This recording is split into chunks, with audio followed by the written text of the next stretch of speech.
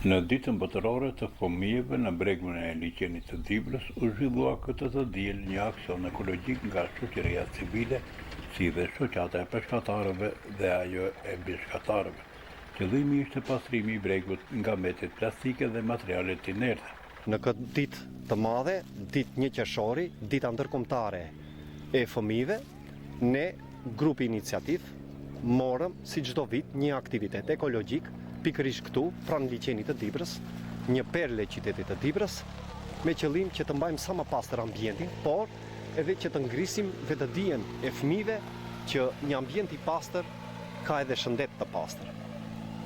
Duke marrë parasysh që kemi vizitor edhe nga Republika e Shqipërisë, po edhe shumë të jashtë nga Europa, që vinë këtu për ditë edhe ne jemi dëshmitari asaj, deshëm që me këtë shembull, me këtë simbolik, me këtë aktivitet të mbajmë një hapësirë më të pastër që të pasqyrojmë edhe shtëpitë tona, pasqyrojmë edhe qytetarinë dibrane.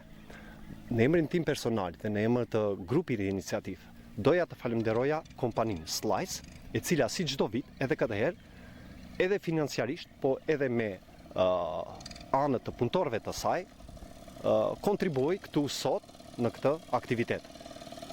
Një falënderim të veçantë edhe ndërmarrjes publike, Standard dhe drejtorit Burim Kaba që na ndihmoi me qeset e plastikës, me gjithë maqinerin për mbledhjen e këtyre mbeturinave. Por ne shpresojmë që ky aktivitet të ketë një rrjedhshmëri që do të thotë që mbajtja pastër e këtij ambienti do të vazhdojë. Në këtë aktivitet morën pjesë grup mosha nga më të ndryshmet, që më i vogli 3 vjeç edhe sipër. Falenderojmë të gjithë qytetarët për gatishmërinë, edhe për atë shpirtin bashkëpunues që na dha sot grupit iniciativ. Ju falenderoj edhe ju si media që na ndiqni në çdo aktivitet, edhe shpresojmë që kjo tashmë ngelet traditë e qytetit për një Dibër më të pastër, për një liçe më të pastër. Faleminderit. Më parë ka pas iniciativa për të ndërprerë prurit e masave plastike që vijnë nga lumi Radika dhe Drinizi. Ka ndonjë aktivitet në këtë drejtim? Në këtë pjesë, shoqata e peshkatarëve, Trofta, në bashkëpunim me disa organizata jo qeveritare tjera, po mundohet të gjejë një zgjidhje më afatgjate në lidhje me ndotjet plastike në këtë rast, që vijnë nga fshatrat e Rekës së Epërme, të cilët nuk e kanë aq të sistemuar ndërmarrjet publike që mundsojnë pastrimin e tyre. Kështu që detyrimisht ato të gjithë mbetet plastike vinë këtu tek akumulacioni i liçenit të Dibrës. Shpresoj që Trofta tashmë me një kryesi të re edhe shumë aktive do të gjejë një zgjidhje afatgjatë. Normal, bashkëpunim edhe me komunën, edhe me ambasada ndoshta të jashtme që do të na ndihmojnë për një zgjidhje afatgjate. Shpresoj edhe besoj shumë fort që do ketë një zgjidhje, sepse e kemi me patjetër të mbahet pastër. Është bukur, është qetë, është relaksuese, pa mbeturina duket edhe më bukur normalisht. Falenderoj.